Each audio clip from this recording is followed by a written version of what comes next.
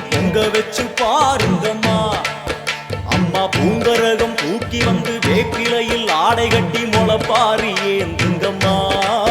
வந்து தாயவள பாருங்கம்மா, அவ வேர்காட்டு மாரியம்மா. ஆடி வெள்ளியிலே தாயின் சந்நிதியில் பொங்க வச்சு பாருங்கம்மா. அம்மா பொங்க வச்சு பாருங்கம்மா.